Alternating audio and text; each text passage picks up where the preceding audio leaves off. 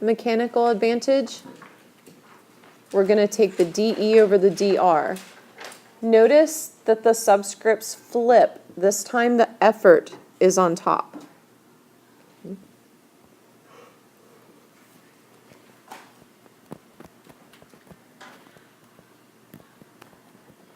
And just like with the ratio of the forces, when we do a ratio of the distances, your units are going to cancel. You won't have any units.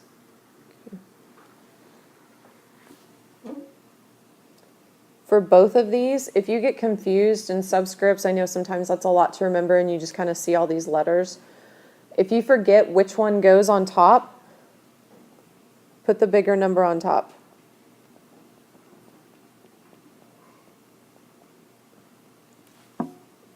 So both MA and IMA are going to be bigger than 1.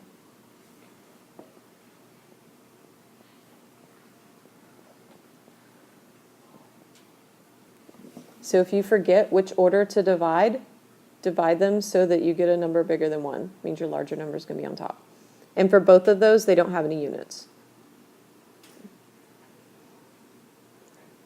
So this would be something that you're going to do in your lab. You'll put together multiple pulleys, and you might have to actually physically move the string that winds through the pulleys a couple of meters, but your object that you're lifting is only going to lift up maybe a few centimeters. So you would have to figure out the ideal mechanical advantage. You're going to divide those two distances. Do you have questions about this ratio? Okay. So almost foolproof. Both of these two equations, the number is going to be bigger than 1, and neither of them have any units. Okay, so it should be a little bit better on your math part of your test. Okay, for the ideal machines, a couple of things I want you to know on this one. If something is ideal, that means there's no friction. Okay. So if something's ideal, that means there's no friction.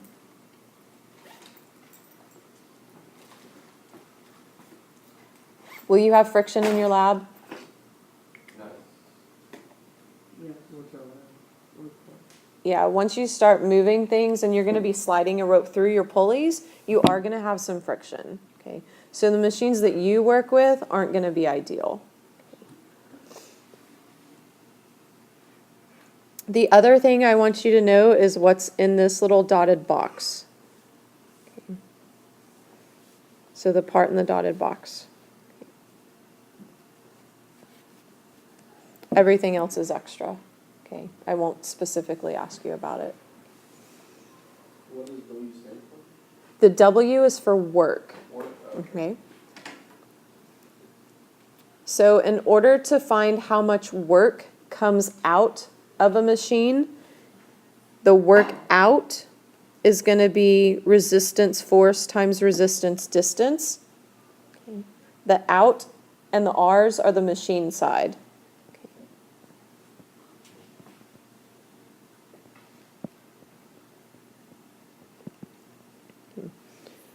So the work out is coming from the machine, and it's what you're working against. The object is the resistance force and the resistance distance. On this other side, the in portion, the work in, is done by the person.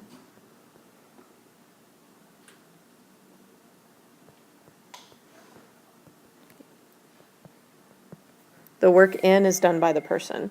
And that would be your effort side. You find it by effort force times effort distance. There's a phone in the storeroom. So the thing you need to know, if something is ideal, that means there's no friction, and you need to be able to calculate work out, and you need to be able to calculate work in. Okay. And we'll practice with those. I did put examples in your notes. Okay. Yes? So you can only use that if there's no friction? You can only set them equal to each other if there's no friction. Will it identify what this is no friction? So like Yes. problem friction with? Yeah, it'll say.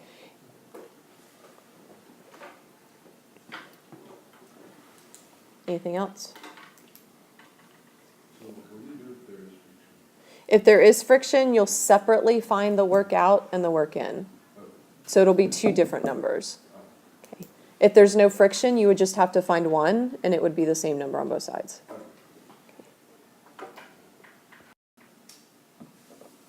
So in that case, when there is no friction and there is friction and it's not ideal, you'd be asked to find the efficiency. And I abbreviated efficiency EFF. You can write that however you want to. If you just want to put an E, that's fine.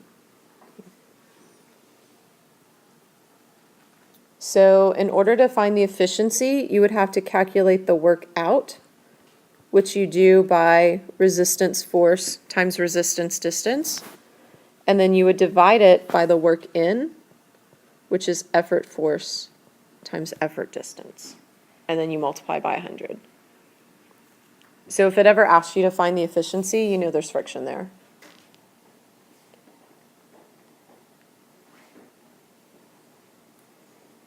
And this particular ratio, what would work out over work in be if it were ideal? What number would you get? That's the next question. Just the ratio. Good. It's just 1. Okay. So just the ratio of work out over work in, if it was ideal, they would be equal. So when you divide that out, that would be 1. And then that means your efficiency would be 100%. Can you ever have over 100%? No. You're never going to get more out than what you put in. So that's something you'll want to look for in your lab to make sure you don't have over 100% efficiency. That means you did something incorrect and you need to go back and see what you did wrong. So is efficiency always a percent? Yes, it is. Efficiency is always going to be a percent. So the percent sign counts as your units.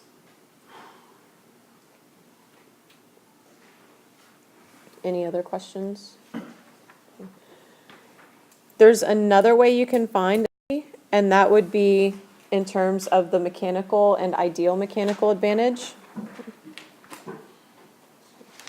The mechanical advantage would be the ratio of your forces.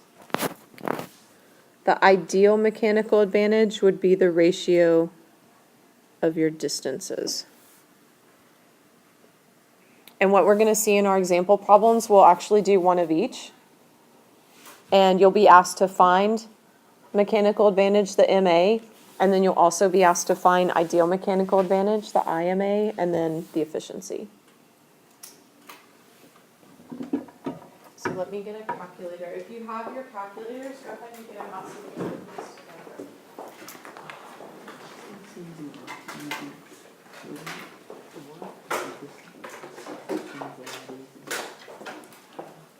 So I'm going to get you set up. So if you printed your notes, everybody has these word problems.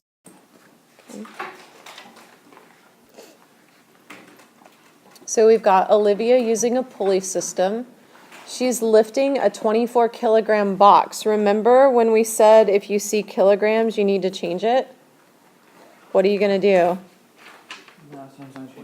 Perfect. Okay. So our resistance force, we're going to have to change mass to weight, which is the kilograms times 9.8.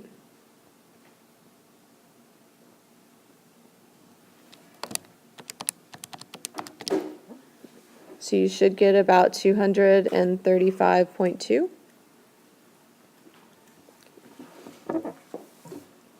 And then the pulley system is lifting that box a distance of 16.5 meters. Do you think that's the effort or the resistance distance?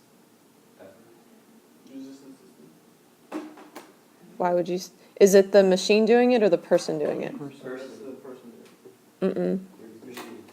It's the machine. The pulley system is doing the lifting. So that's going to make it the resistance side.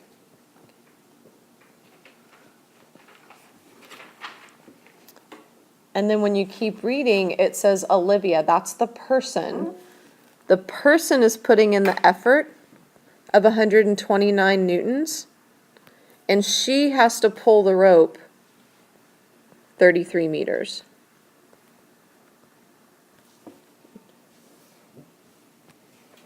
So the person is doing the effort of that force and the effort of that distance.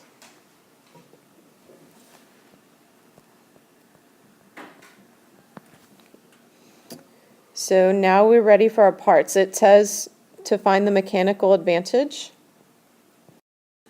Okay, So be 0.013? close. 0.13, okay. So centimeters to meters divide by 100. Okay. And then that's going to give us DE is the only one left over, and it tells you specifically that the person is moving her end of the lever, 0.81 meters. That one's already in meters, so you don't have to convert anything. So for all of these word problems, when it talks about a machine, you're going to find two forces and two distances. Okay. The person is the effort side, and then the machine or the object is going to be the resistance side. So work out, is that the person or the machine? Machine. Machine, is that effort or resistance? Resistance. Good, resistance.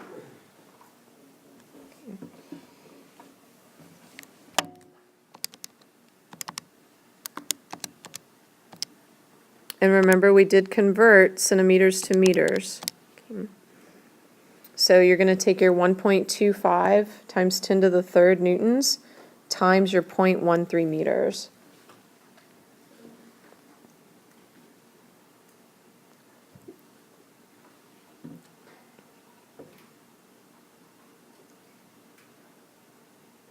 What'd you get? Okay. 162.5. And this one is work. Work does have units. Newton meters, good. Or you can say a joule. Either one is correct. Okay. So you could write down the Newton meters, okay, or you could have said joules. They're both right. You'd get full credit on the test for either of those. Okay. Do you have questions about the workout? Okay. Can you do work in on your own?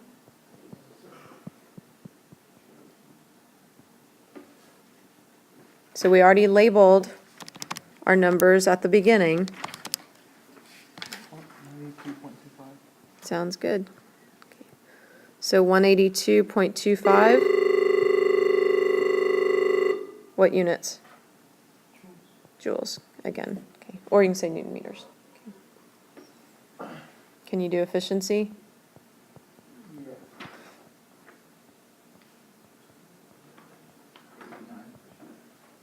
Okay. So we would take our work out, which is the 162.5, divide it by the work in, which is the 182.25, and then times 100. So, yep, you guys were correct, 89%. Again, hard as the math gets for chapter 10.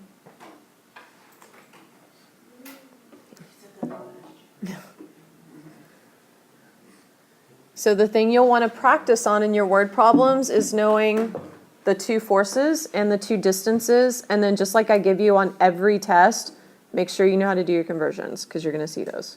Okay. And then on this last part, you don't have to know the categories, but I just thought it was an easier way to help you remember the machines if you divide them up. So if you have an inclined plane, which one of those looks most like an inclined plane? Okay. Inclined plane, yeah, obvious. Okay, and then a wedge. Okay.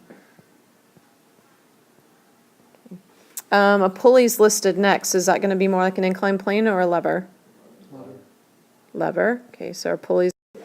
Okay, so compound machines, two or more simple machines linked together. I just gave you some examples. We will do a Rube Goldberg machine in the second semester. That'll be a project. And I'll show you some cool video clips too as we get closer to that. And then next class we'll have story time, followed by the Mythbusters clip to see if the story is true. Are Okay. you gonna get our